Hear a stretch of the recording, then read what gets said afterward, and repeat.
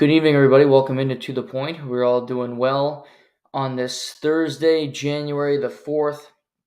We have lots to dive into today. We have the World Junior Championship semifinals this afternoon.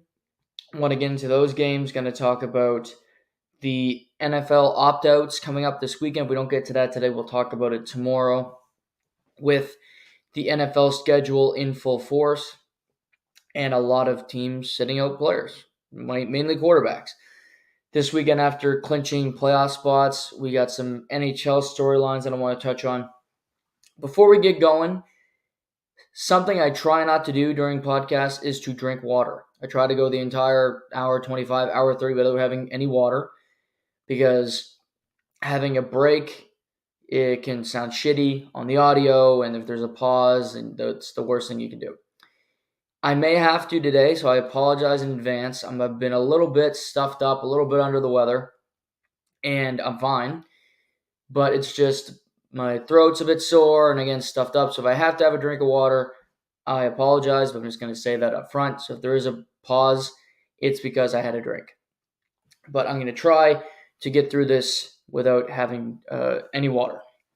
Because when I listen to podcasts and I know they're drinking water and you can hear it and they don't have a cough button like I don't, and you don't have another co-host to kind of carry the load, if you will, carry the rock, you have nobody else to say anything while you're going, then it's not that great.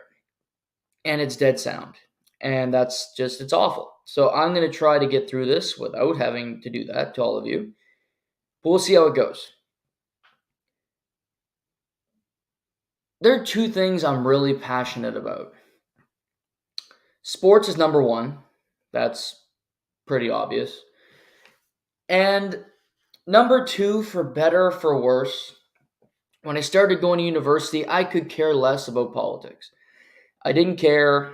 They were stupid. What's it going to do for me? Voting, blah, blah, blah. But then I started taking a communications class with Jamie Gillies, one of my great professors at St. Thomas.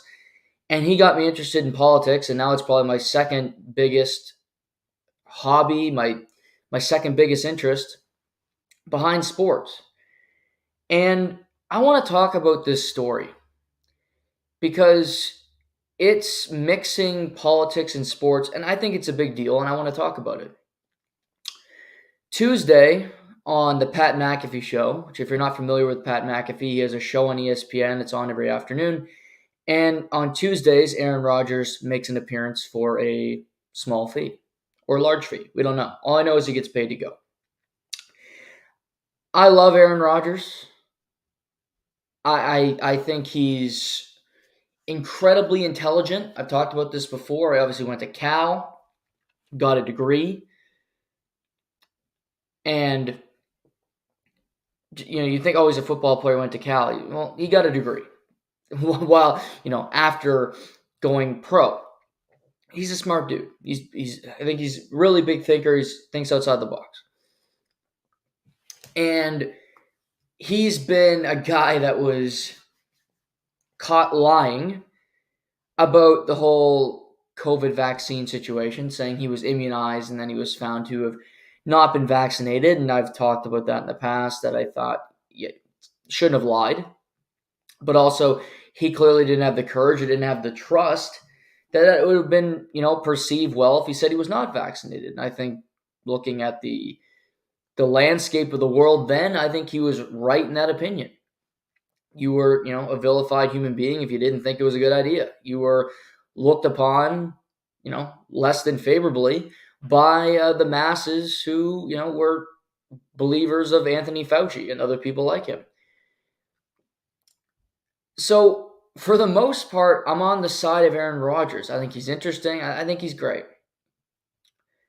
But Tuesday afternoon on the Pat MacAfee show, he went on and they started talking about Jeffrey Epstein.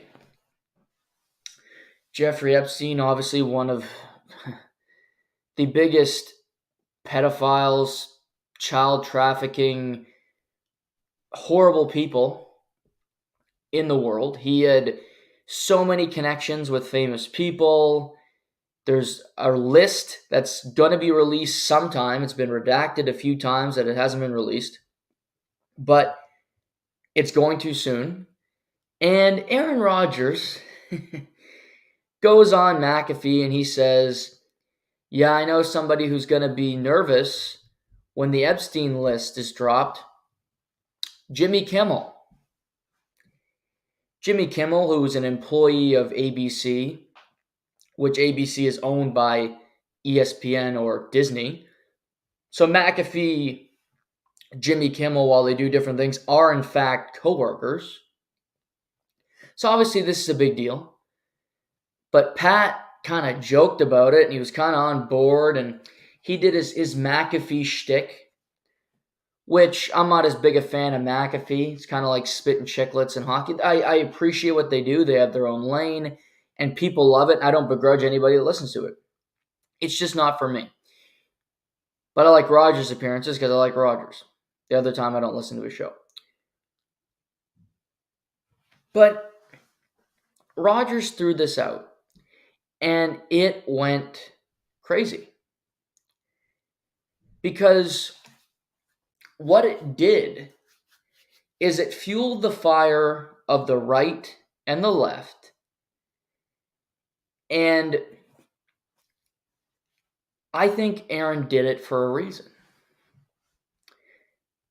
He did it because he wanted to have fun. He thought it'd be funny, number one. And I also think he did it because he likes to cause drama. He likes to cause controversies. He likes people picking at one another. And I think he knows his basis, which is far right. Getting, hardcore Republicans to side with him. Where you have, Rob Schneider retweeting the interview on Twitter. And he's not retweeting any other McAfee content. I'll promise you that, just to give you a heads up. But this was a bridge too far by Aaron Rodgers. I support him. I think he's smart. He's a hell of a football player. He's a Hall of Famer. He's a Super Bowl champion. He's a lot of great things. This was not his finest moment. Him bringing up Jimmy Kimmel. When Jimmy Kimmel is not going to be on the list, when Jimmy Kimmel is not guilty of the accusation, is a crime. Jimmy Kimmel, who said he might take him to court, could sue Aaron Rodgers for defamation of character. Jimmy Kimmel, who he's a late night host. I have nothing against him. I don't think he's that funny. I guess that's one thing I could say about it. I don't think he's that great at late night, but he's done it for a long time. Kudos to him. He's got a lot of friends. Seems to be a good guy. He was on Bill Maher a couple weeks ago. I listened to the interview. Club Random. So I got nothing against Jimmy Kimmel. But I have to side with Jimmy Kimmel on this issue. Because in life, you never want somebody to say something about you that is not true. And there's never a point in life when somebody says something, however minuscule that it is. You could be sitting around a campfire, and somebody has one beer left in their cooler. And you knew somebody who took it and drank it. And they didn't tell the person who owned the beer who drank it.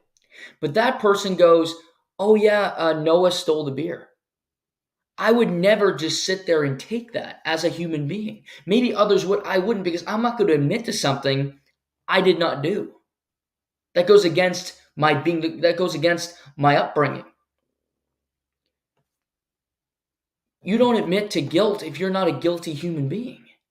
And I also think you don't accuse somebody of something if you don't know that they did it. It's this culture of he said, she said, which is very prevalent in the world today. Mainly, it was bigger with the Me Too movement, where a lot of men were accused of stuff that they did not do.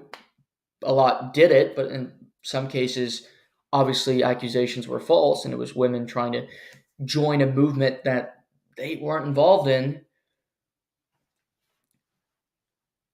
But Aaron, this is on Twitter now. There were a few files of the Epstein list released in the last couple of days since this appearance. And people are going on the internet and photoshopping Jimmy Kimmel's name into the documents to make it seem like Aaron Rodgers was correct, and they are, in fact, validating his incorrect opinion.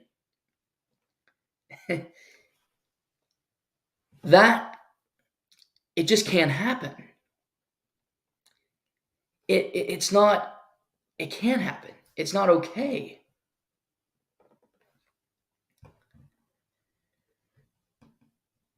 He's giving life, because I think what's happening in the world right now, there are rational people on both sides that like to vote one way or the other. And then there's people on the far ends of each spectrum that say that they represent this party, but they're fucking nuts. Republican and I'm using American politics because it's Canadian politics is so blasé. But there's people crazy on both ends. Aaron, by doing this, he's provoking the crazy people that support the Republican Party, that are dangerous human beings. It's not a group of people that Aaron Rodgers would ever associate with, that I would ever want to be around. But they're on the internet and they support him. People that probably don't even like Aaron. But since he started talking about COVID, since he started saying, I'll debate Fauci, they love him. Since he's taken other hardcore stances. And I do view this as a political issue. Because Aaron is attacking a public figure and getting people to come out and support him by any means necessary. And these people will do whatever they can do to help Aaron in that chase. I still like him. I still think he's interesting. I still think he's super intelligent. But this was a bridge too far. You want to take shots at Anthony Fauci and people in the media that think you're vile if you didn't want to get the vaccine. Sure. You want to take a shot at Jimmy Kimmel because he said unvaccinated people should not be treated in hospitals. Sure. No problem with that. I thought that was he made that stance years ago. And that was a bridge too far from Jimmy Kimmel, somebody who does late night TV, and he didn't have to face any repercussions from it. Like, that's bullshit. You want to call out people who are getting their 18th booster? Sure. Because you're not targeting an individual. You're just saying this is so stupid. This is not helping you. People who have their 18th booster are more sick than the people who didn't get one. I'm fine. But insulting the character of Jimmy Kimmel without any basis or facts, I can't get on board with that. Because my whole mantra is I like to come at people with facts. I like to speak from a point of view of it's not just opinion, but I have something to back it up. That's a conversation. That's a debate. That's intelligent coverage.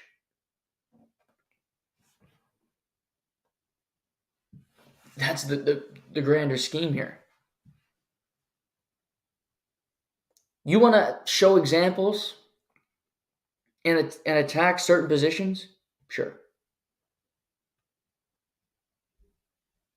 You want to say it's stupid for people to still be wearing masks at this point? Sure, I'm on board. I'm right there with you. Fun fact, I got the vaccine and I got sick like 3 weeks later, and I had never gotten sick prior to getting the vaccine. And I was really sick. I like to move. I like to get my steps in. I couldn't walk down the stairs, let my dog out hardly. I had no energy. It was brutal. Do I get that sick if I don't get the vaccine? I don't. I know I got the vaccine. I was that sick. Wasn't fun. And I was never sick prior. And I've actually been sick more in the last couple of years since I've got it than I was in the past 5 years. I'm getting sick more and more often. Is there a correlation? I think there is, because I wasn't before. That's the only data I can use. So I'm using a personal experience to validate my opinion. On this issue, Aaron did not. It's a flat out lie. It's conspiracy. It's not going to be proven true. And it just sounds crazy.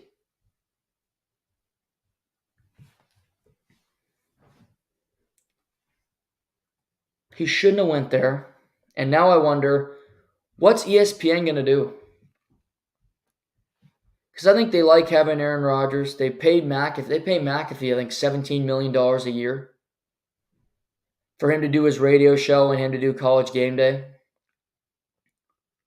That was a big investment they made last year. Will they ask McAfee not to have Aaron Rodgers on? I don't know if McAfee will do that. I don't know if he'll agree to it. Because Aaron's a friend, and Aaron's one of the biggest reasons people tune in. I'm sure they like Pat. He's the host, but I mean, that Aaron, I guess for me, the Aaron interview is the only reason I tune in. I have enough people that I listen to that I don't need to hear Pat McAfee's opinion on everything. But I want to hear the Aaron interview. So I tune in. There's certain shows that you don't watch, but you go, oh, that's on. Like you're telling me people are tuning into this 60 Minutes every week since, past 20 years, other than my mother? Nobody's watching 60 Minutes after NFL on CBS. It's the same show. They haven't changed. It's boring, clock ticking, bleh. Makes you think of Monday, the week starting for work. It's garbage. But hey, Anderson Cooper is interviewing Deion Sanders, Coach Prime. Hell, I'll listen to that. It's those type of things where you go to different shows, to different things, to see what it's like, to see that interview. Or to see that person because you like him. He's making an appearance. Oh, I'll tune in.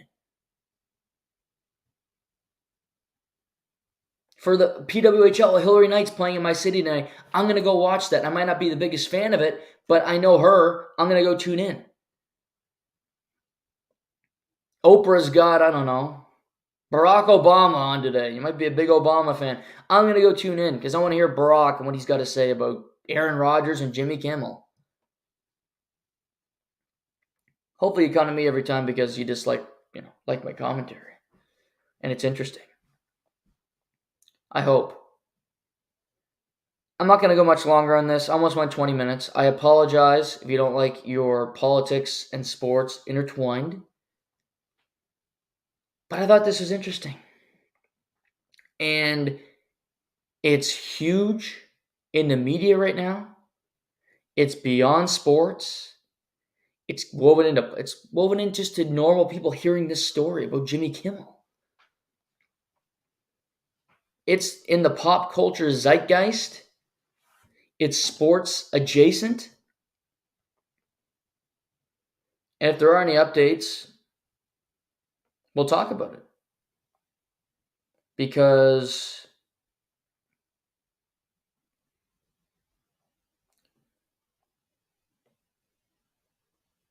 there's a lot to talk about here.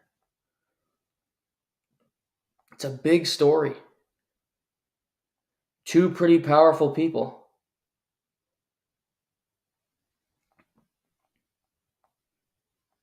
So thank you for the time on that. We're going to move off it. But Aaron, be careful, man. I like you, and I don't want to see us scooped up because this is your bad. I doubt he's going to apologize because that's not his thing.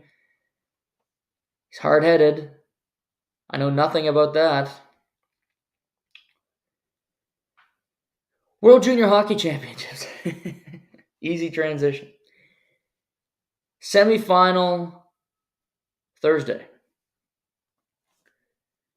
Started with the Czech Republic and Sweden. I predicted 2 upsets today. I was wrong. 0-2.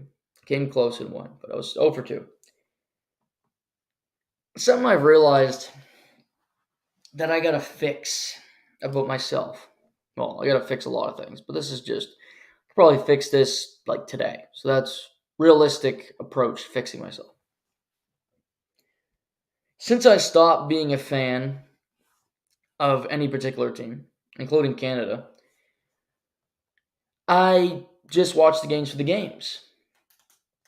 But then I want to talk about the betting lines, and I make a pick for the game, and I only, as I've said before, I only bet underdogs. Only ever bet underdogs. And I did not bet on the games today, but I did have a feeling going into these games that they'd be close, and they were to my first approach. But sometimes chalk picks are going to win. As boring as it is, the chalk pick, and I'm never going to be the guy who gambles on the chalk pick because there's enough boring white men out there who will do that. You know, I kind of want to stand out from the crowd, be a bit different, cavalier, Aaron Rodgers-esque, if you will. But sometimes chalk picks are going to win. The favorites are going to win the game. That's something that's just going to happen because they're the better team. Vegas says it. The paper says it. So they're just the better team. They're going to win, right? So I have to come to terms, or come to Jesus, if there was one, with that approach, with that idea. And I'm going to do that going forward. I'm going to be better about it. Today, Czech versus Sweden. First 2 periods, very close. Tight checking hockey game. Both teams limiting scoring chances. Czechs are physical. The Swedes, they're better players coming to play. Here's what I took from the game. Both goalies were pretty dreadful.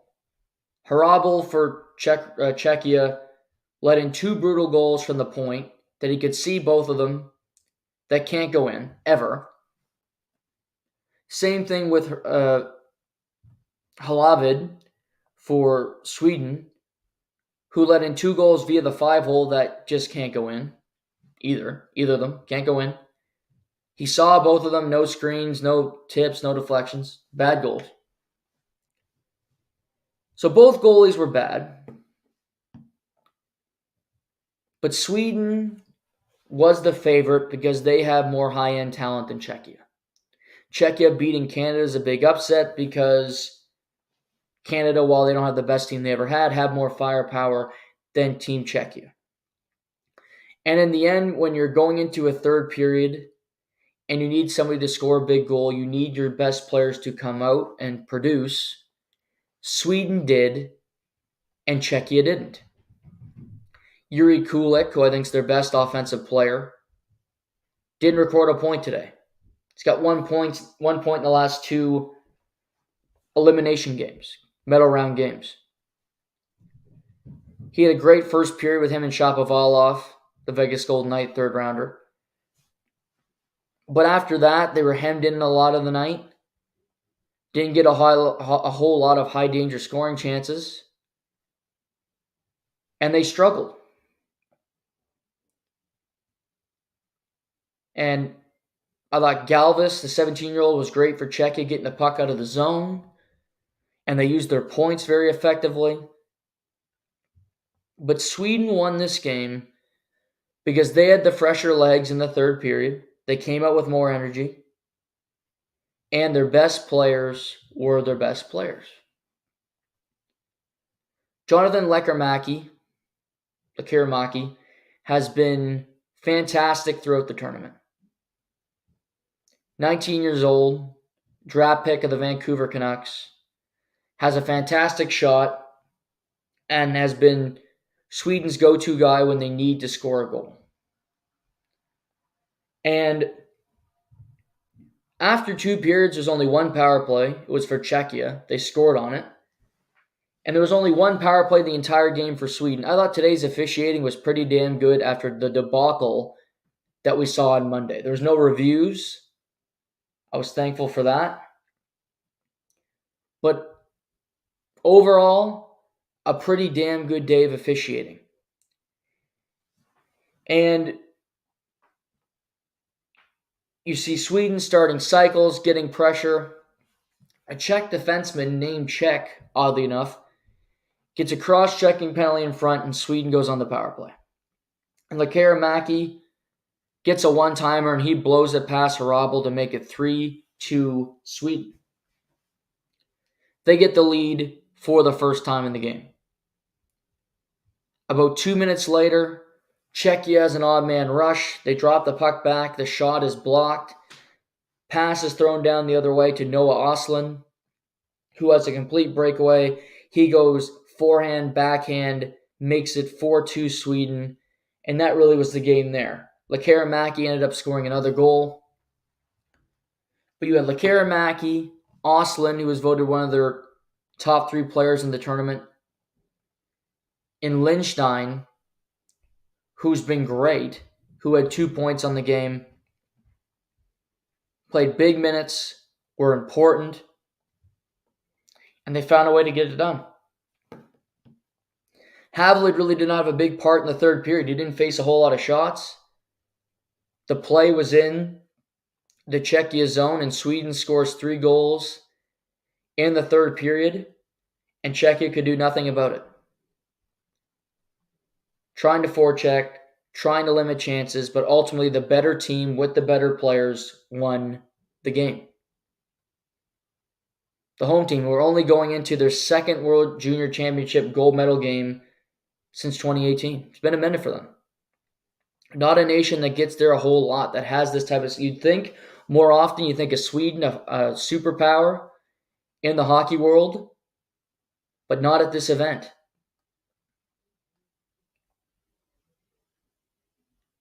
Sweden's difficult to play when they are at their best because they have a lot of centers like Ostlund, like Philip Bistad, who I think had a very good game today. He just was snake bitten, could not finish around the net.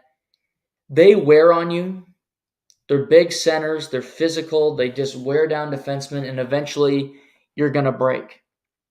In particular, when you're a team that has less firepower and you're defending the entire game. And Czechia felt like they had to block everything. They had to be in perfect position because it was clear they did not have trust in their goaltender to make saves, which they shouldn't have after seeing the first 2 goals go in.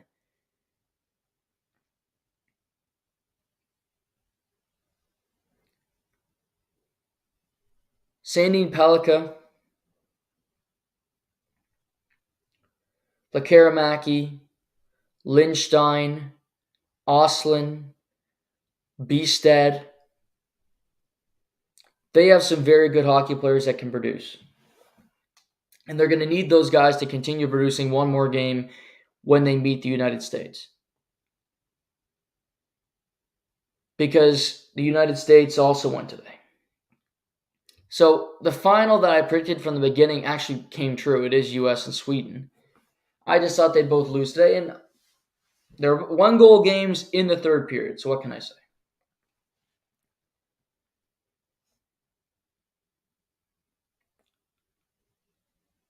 For Team USA, they went down 2-0 in the first period. They had a horrible first period.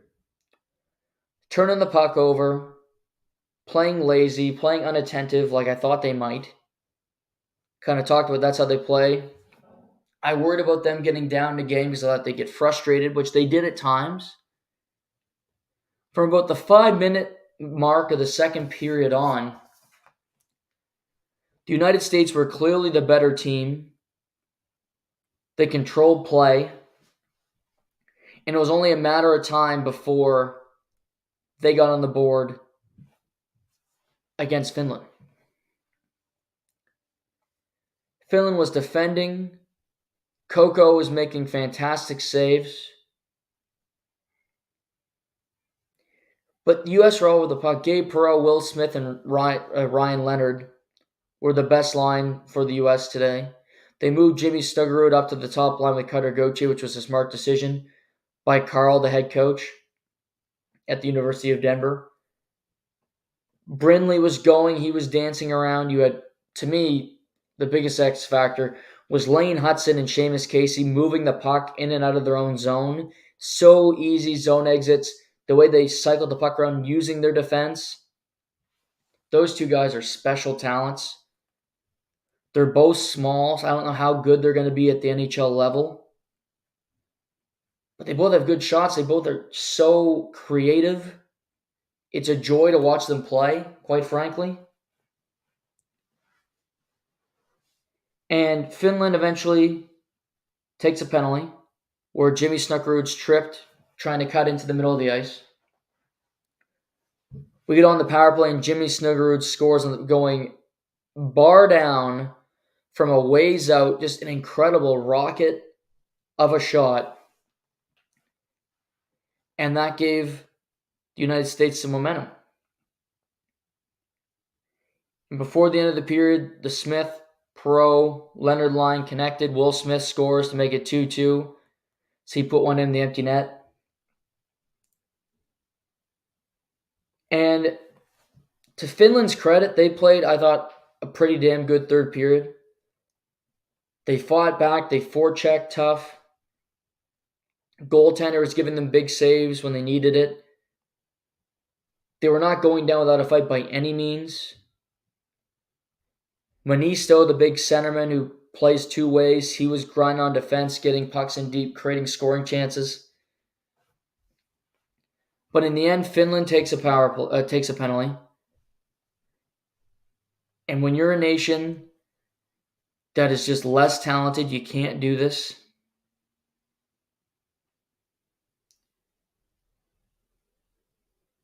And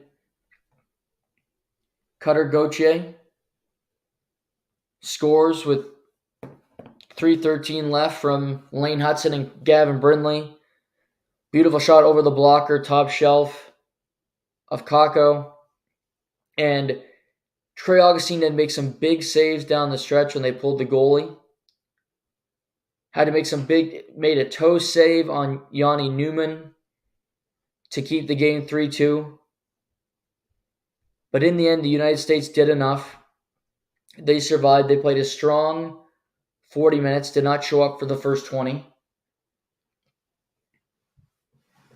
But they defeat Finland, a team who will compete for a medal despite the fact that they lost to Germany and Canada to open the tournament.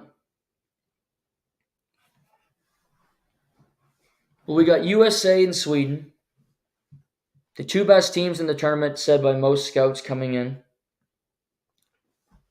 for the gold medal tomorrow afternoon.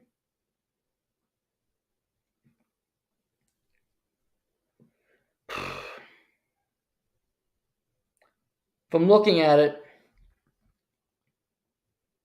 I like both teams' defenses for different reasons. I think Sweden's more of a physical defense. They're very good at defending, limiting chances, blocking shots, being tough on wingers. Lindstein, Wallander, Pettersson, Sandin Pellikka all have a bit of snarl in their game, which makes it difficult to play them. Then you have the Americans with Seamus Casey and Renzel and Lane Hudson, who are different. They move the puck very effectively, exits out of the zone, and they can help create offense when they're in the offensive zone themselves. So many different skills that these teams possess. Not to mention Lindstein leads Sweden in points. So he's not too shabby himself when it comes to producing. So I think both teams are very strong defense scores.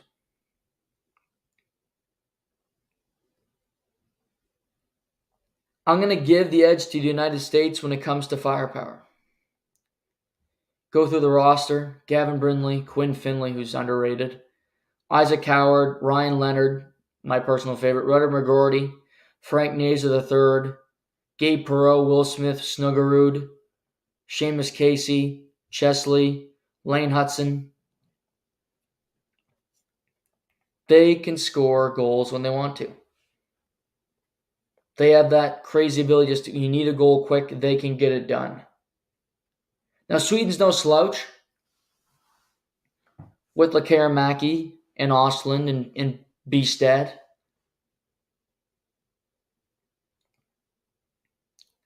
I expect another close game tomorrow. The Sweden crowd's going to be crazy. They have that going for them. The United States have been the prohibitive favorite from the beginning, and to their credit, they haven't lost a game. Some close calls, but they have not lost a game. They are 6-0.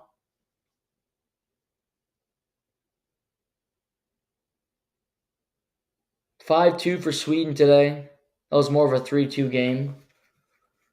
And a 3-2 win for USA over Finland, who are not even close to as talented, but they put up a hell of a fight.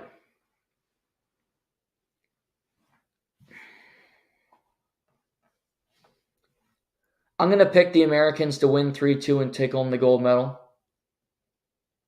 I think they're slightly better than Sweden. I know I picked both these teams to lose today. But just look at the United States. Every single test they've passed, they're going to stumble. They're down 2-0. They come back and win.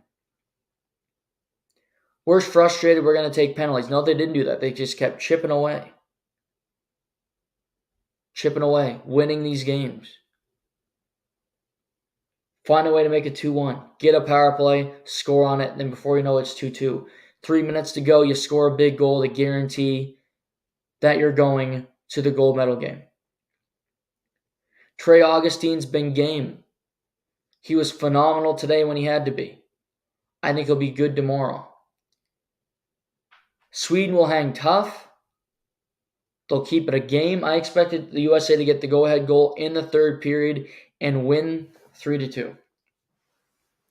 It'll be their first gold medal since the Fauci Bubble World Juniors in Edmonton in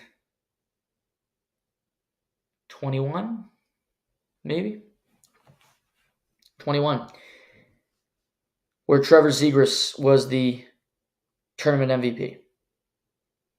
That's what I expect to see tomorrow.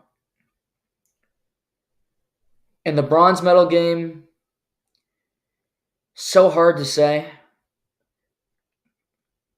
It's hard to find the motivation, but I think both these countries will. Czechia was in the bronze medal game in 22 when I was there in Edmonton. They lost to the United States. They obviously won a silver medal last year, losing to Canada in the gold medal game. Finland in 22 lost in the gold medal game to Canada. Mason McTavish made that play on the goal line. Kent Johnson gets the golden goal, and the rest is history. Last year, Finland finished 5th. They did not make the semifinal, losing to Sweden in Moncton. Both teams want this medal. Both teams want to go home with something. Czechs are looking to medal at back-to-back events for the first time since 2005. That would be a hell of a story. I worry about Harabel coming back after his performance today. Looked shaky. Didn't look right. He's the only goaltender for Czechia to play this entire tournament, so I don't think they're going to move off of him. He'll be back tomorrow. They'll be banking on him bouncing back and putting up a good performance.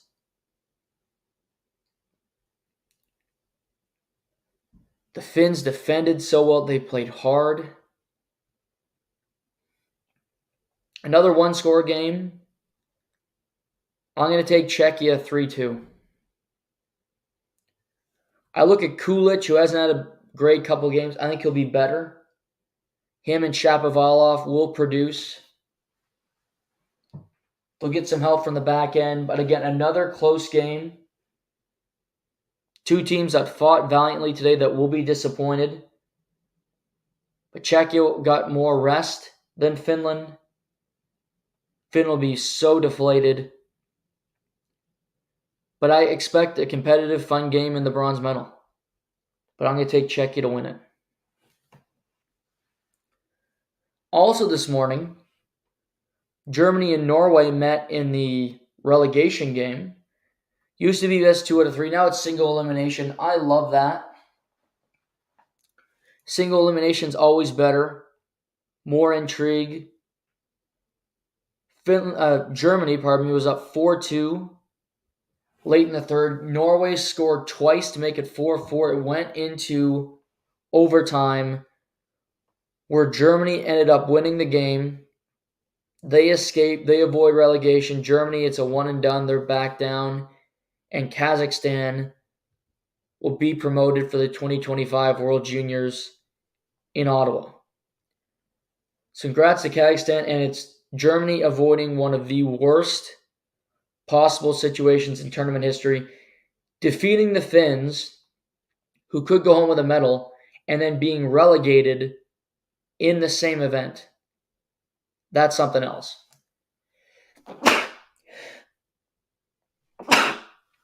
Pardon me, but it doesn't happen. They win the game. Germany, 5-4 in overtime.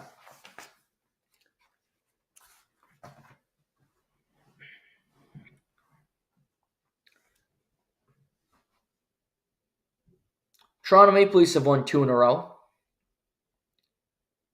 beating LA on Tuesday 3-0, shutting out the Anaheim Ducks last night. And again, they dominated, getting 57 shots. Lukáš Dostal made 55. He was phenomenal. Kept them in it. Was not a game. Toronto should have won 4-5-1. But he got Anaheim a point, but Toronto ended up winning the game on Austin Matthews, getting the OT winner for his 30th of the season.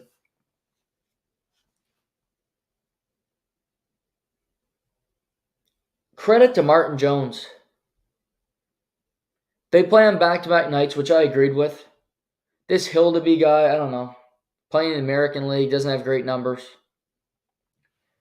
Anaheim's not a good team, but Toronto, they lose to bad teams. We talked about this on Tuesday.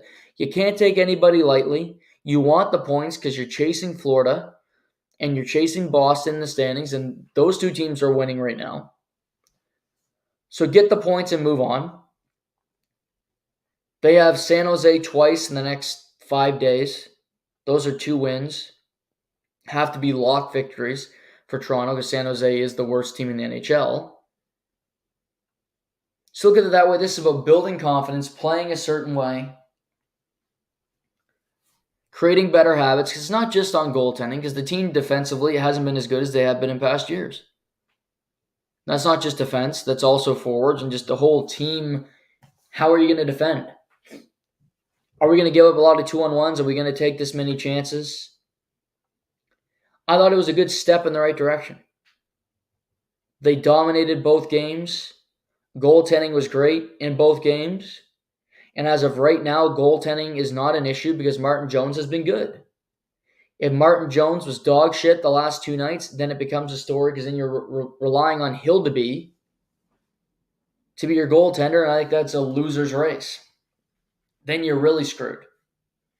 Because of Martin Jones playing the way he has, I don't think you have to rush to trade for a goaltender. If something comes up organically and it makes sense, if there's a waiver wire goaltender you can claim, do it. Otherwise, I don't think it's a pressing issue. But credit to Martin Jones for being that great. And the team playing well the last couple nights in front of him. The more juicier nugget is there's now rumors that Bill Nylander is going to be re-signed by the Toronto Maple Leafs prior to the NHL All-Star break, which is in Toronto in the beginning of February. I think it's like February 2nd or 3rd. I don't know. The All-Star game's stupid. I hate it. But it's Happens every year. If you want to know when it is, look it up. I don't know. It's the week prior to the Super Bowl. That's when it is. But reportedly, they want to get the contract done before the All-Star break. They're coming close. And it sounds like he's going to be signing a deal of 8 years, $11+ million.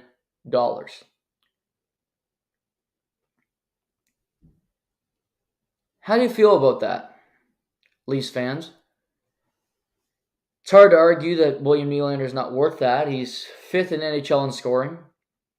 He's got a point in 33 of 36 games this season.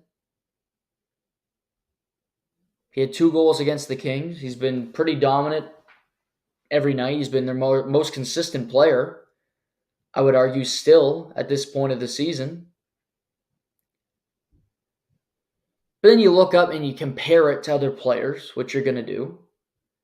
And I don't think William Nylander is as good as David Pastrnak. I never will think that. I think he's a very good player. I don't think he's better than Pastrnak. I think Pastrnak brings more value. I think Pastrnak does more things for the Bruins than Nylander does for the Maple Leafs. And that's not a slight on him. That's just me comparing players. And Pasternak's one of my faves. I'll openly admit that. I think he's great. And then you look around and you see, well, Tkachuk only makes 9.5. And I think Matthew Tkachuk is better than Bill Nylander. And again, I don't think that's particularly close. So when you start comparing it around the league, it hurts. It doesn't look as good. If it is this number, I'm going to tell you why I think it's a good deal. It's going to be 8 years, and we've talked about this before. If I was an athlete, I'd never be signing an 8-year deal unless I have zero self-confidence in myself to continue to produce the way that I have been.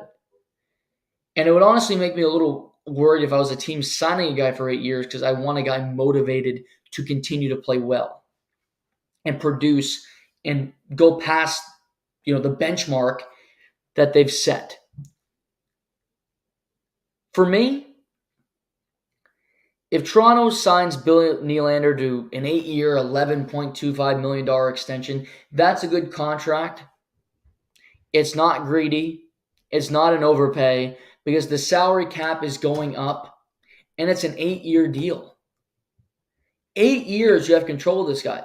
In 8 years, the salary cap is going to be $100 million. At least. At least. Unless Fauci comes up with another reason for us to shut down the world, we're not going to have another pandemic. There's going to be World Cups of hockey. There's going to be different things that are going to keep promoting the game. This Women's Hockey League will only help the NHL. It's going to help both leagues, but I think it's going to help the NHL as well. So the NHL can continue to make money, partnerships with ESPN, partnerships with TNT, the 2-letter up here in Canada. Keep producing the game, hopefully building more stars, which the league still fucking fails at an astronomical level to do. But 8 years times 11.25 is going to be a cheap contract. Just is. Think who's coming up. Pettersson, McDavid in a couple of years, Draisaitl in a couple of years, McKinnon, in a couple of years. All of these guys are going to demand more money for Nylander while pushing that number up north of what he's making. So his salary is going to go down compared to the rest of the league. Meanwhile, John Tavares is going to come off the books in a year and a half. His $11 million will be gone. You can distribute that $11 million elsewhere to different people.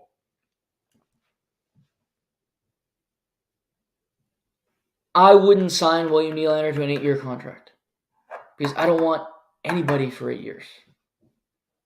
That's just me. If I was a general manager, I wouldn't do it because I don't think it's good for the player and I don't think it's good for the team either. Unless you're signing McDavid or McKinnon. Matthews, I guess, but I even have my worries about him. But there's about 5 guys in the league. Makar. Say 5-10 guys in the league that I'll sign for the max years that I can because I truly believe they're that special. And if I can get them at the number, at the time, that is astronomically high. By the time their contract is up, that number will not be astronomically high. Look at Leon Draisaitl making $8.5 million at this point. Bill Nylander will make $3 million more than Leon Draisaitl. See where I'm going with this? Numbers are going to keep going up, and Bill Nylander will be amongst the peasants when it comes to annual average value, while being still a great player who can still skate and has a great shot.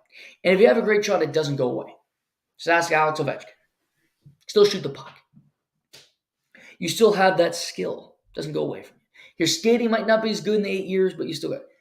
I think a 5-year deal at this number could have been done, but my thought on it, I have no reporting on this. This is just me speculating. For a 5-year deal, Bill Nylander probably wants a bigger number, because I would. I'd want 11.5 or 12. And it sounds like pennies. Oh, that's such a finite, small amount of money. But it's not in the grand scheme, because you're making that every year. You're making that additional money every year to your salary. If you could make an extra $50,000 a year, would you do it?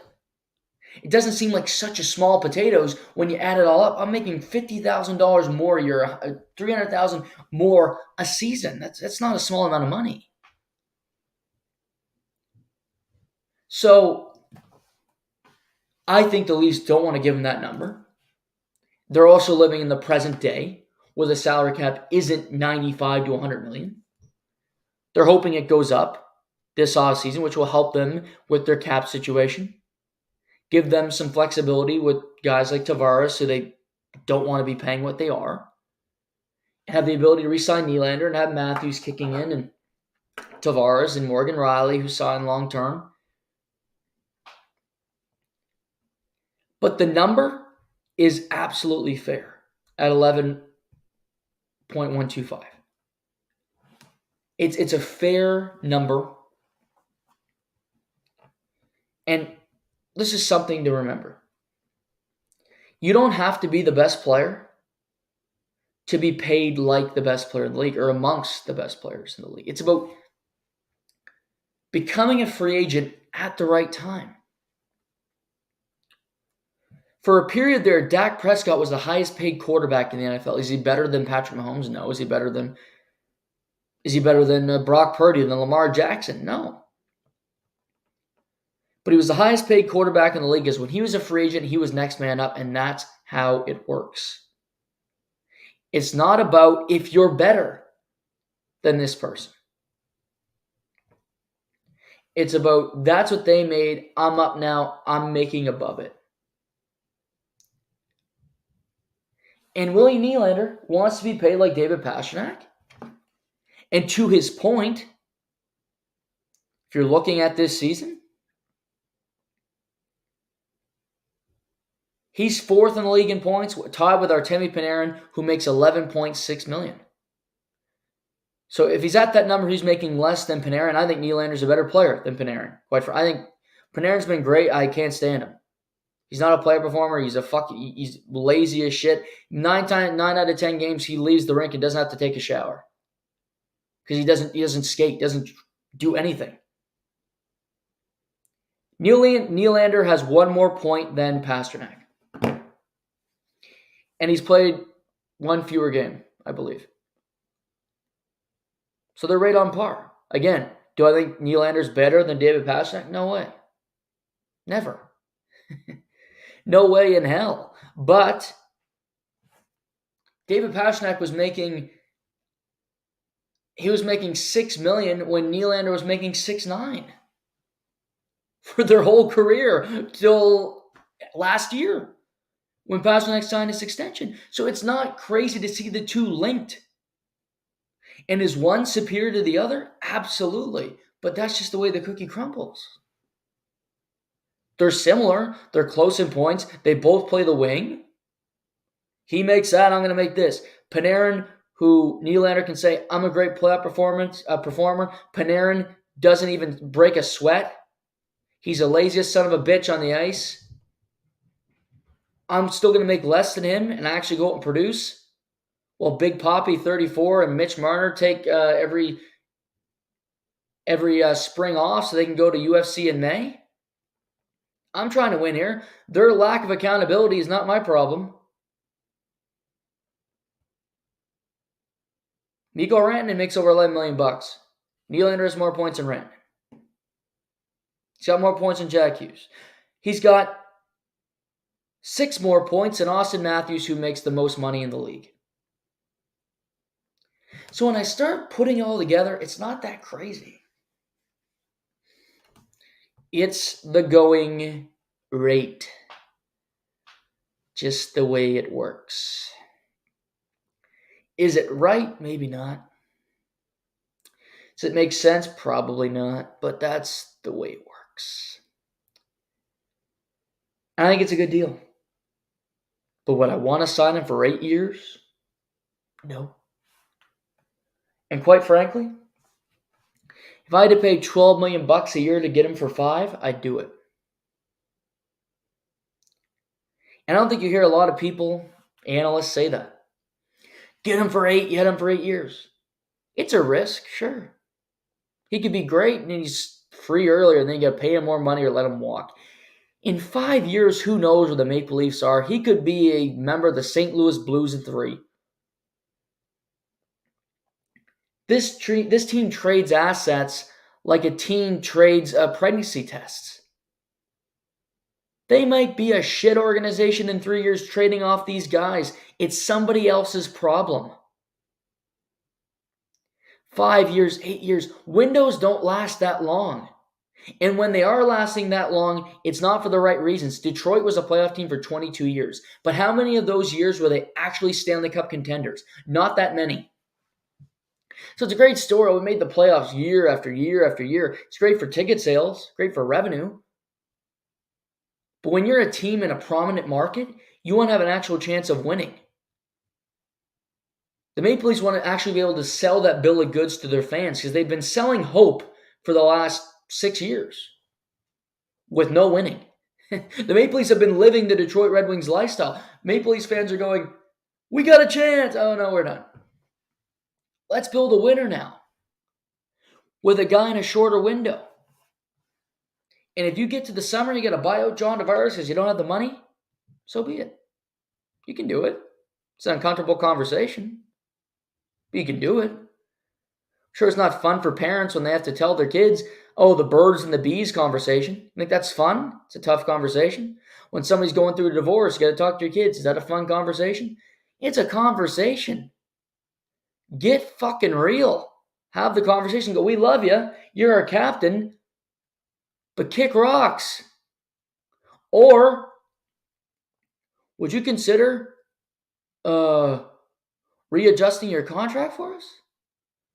And taking less money? Your last year? Would you? Please? Would you consider it? We'll love you forever. We'll put you in the Ring of Honor. We want to win a cup so bad. Oh, we want it. So have a tough conversation.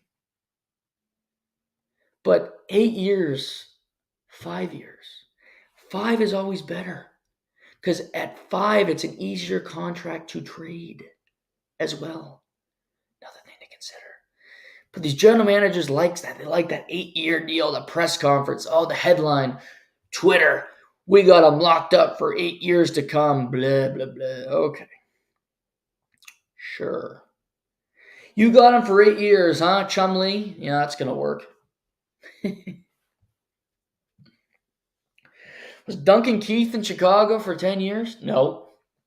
Was Jonathan Toews in Chicago 10 years? Was Patrick Kane Chicago for all 10 years? No. Sometimes families break up. You go separate directions, right? I'm not saying the Leafs are going to break up in 2 years, but if they break up in 2 years and he's only got 3 years left on his deal, you got 3 kicks at the can with Bill Nylander in his prime to go win. Meaning we're going to fleece you. If you got 5 years left, you go, 5 years is an awful long time. You know? That'd be 6. It was over 6. We got 6 years left on this deal. Oof, it's a hard pill to swallow, We can't. We don't want 6 years. Like, how's it good going to be in 6 years? We'd like to have him for, say 3. Right? Like, we'd like to have him for 3 years. If you only sign him for 5 years, then that's really something we consider. But, it's 3 plus another 3. That's 6 years left. That's a lot of time to deal with this guy. And yeah, he kind of looks like the to-the-point host guy, and he's got great hair and good facial hair, and his father's great, ex-NHL. We love all that, but we don't want to pay him. Right? So, it's a win at that number. It's fair. It makes sense. If it means you have to have a tough conversation, man up, tree. Have the tough convo. Because here's something I know about fans. I used to be a fan. Not anymore, but I know enough about being a fan. Fans are fickle. Fans are temperamental, unappreciative, mostly.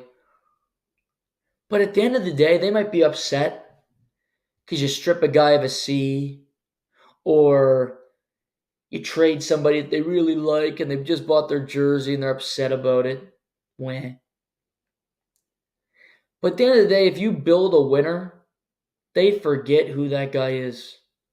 If you got to buy out John Tavares because the number's too big, they might be upset at first. But you bring somebody in who's better, you bring in 3 guys for his $11 million and you win a championship, they'll forget who John Tavares is. They don't know where his wife works, where he is. They won't know anything. It'll be irrelevant. DeMar DeRozan was beloved in Toronto. Loved by Raptors fans. He's DeMar. He's our guy. We love him because he wants to stay here. He doesn't want to go to LA or Brooklyn or Phoenix or Philly, one of the hot markets. He wants to stay here in Toronto and play with us. Well, then Masai Ujiri traded him to San Antonio. Ugh. But then you brought in Kawhi Leonard, and people are upset, and Kawhi's not going to stay. But Kawhi brought the Raptors the one thing they never thought they'd get: a championship. And DeMar DeRozan is just a distant footnote on the Raptors' historic franchise. He's in the book, but he's in a page kind of people flip. He's like reading Game of Thrones. He's a Bran chapter that nobody wants to read because it's too long and too fucking boring. So you flip through it. You read like every 3rd page and you get through that. You get through it, right? But they love that story about Kawhi coming and winning and beating Golden State in Golden State for the championship. Imagine that book if it was the Leafs. The suffering Leafs fans who haven't won in so many years. Imagine if they finally got a championship. Oh, the humanity. Then the Tavares tough buyout, or saying see ya to a prominent defenseman or somebody you really like in the city. Distant footnote. The really good fans, the really lovable ones, will remember him, right? They'll remember him. They might buy a jersey. They'll keep it in the memorabilia, but kind of in the basement or the attic of the house, where it's that we know it's there. It's comfortably safe, but we're not going to wear it anytime soon because he's not part of the team anymore. We'll clap him when he comes back for his first game back, when we kick their team's ass. But he's a footnote. So, Brad Treliving, my advice to you, pay a little bit more for 3 less years. So I think you could get him 12 times 5. That sounds like a lot of money right now, and it is. But it's better than 8 years. I want a motivated player, and I don't want an 8-year term sitting on that guy's lap. That's just me. 8 years might be great to these GMs and the fans. Maybe you love them. I don't know. Let me know in the comments. Do you love an 8-year deal? Does that psych you up? Does that get you stoked to watch the team? Shouldn't. But it's going to get done. That's a good thing. Bill Nylander's a good player. It's tied for 4th in league scoring. 3 games a season without a point. That's it. He's played 36 of them. Looks like it's going to get done before the All-Star break. Good news for Leafs faithful. Now, will Pettersson get done in Vancouver? I don't know about that. No rumors on that, which is a tad perplexing because they're playing so well, and they're starting a 7-game road trip tonight in St. Louis. They're just kind of a wagon right now. Tonight you get Pittsburgh at Boston, which should be fun. Flames, Preds, Canucks, Blues, Lightning, Wild. Avalanche, Stars, 2 teams battling the top of the Central. Islanders, Coyotes. Florida, Vegas, rematch of last year's Stanley Cup final. Ottawa and Seattle. And Winnipeg in San Jose. Winnipeg's been, like I said, one of the most consistent teams in the NHL. They're in California, playing San Jose, Anaheim over the next 2 nights. Good teams to play. Should be point nights for these teams. And Winnipeg's in the driver's seat right now to win the Central, which nobody saw coming, including me. You got teams in the West like Vegas who have a lot of injuries, who aren't playing great hockey. LA, who's kind of stumbled a bit.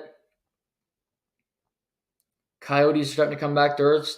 Dallas, they haven't had Jake Ottinger in 3 weeks, and Wedgwood's had to play a lot of hockey, and he's been great, 11-3-2 on the season, but it's nice to have a number 1 goalie. The Wild, who are going to miss Kirill Kaprizov for a period of time. Their captain, Jared Spurgeon, is on IR for quite a while, it seems like. He's only played 16 games this year. Gustafsson's out, their number 1 goalie. So it's an opportunity for Winnipeg to continue to bank points, continue to be in the mix for that divisional crown come the end of the season. At the very least, ensure that you're going to be a playoff team and be comfortably in there come trade deadline season. So maybe Kevin Cheveldayoff, for the first time in his tenure, will be aggressive and do something to help the team, which he never does. So I'm not banking on him doing it, but a guy can hope. That's going to be it for tonight. I'm getting a little stuffy here, but I appreciate you guys grinding it through with me. Be back tomorrow. Hopefully I'll sound a little bit better. Going to talk about the betting lines in the NFL this coming weekend, including all the players that are not playing, and there's a lot of them, but I'm going to save that for tomorrow. We'll recap the bronze and gold medal games and look ahead to the weekend, the sports weekend as a whole. We had a number of interesting things with the NHL, some big games coming up. We obviously got football, national championship on Monday in Houston, so we'll look ahead to that. But that's all forthcoming tomorrow. So thank you for joining me tonight. Appreciate the support as always. Take care. This is To The Point.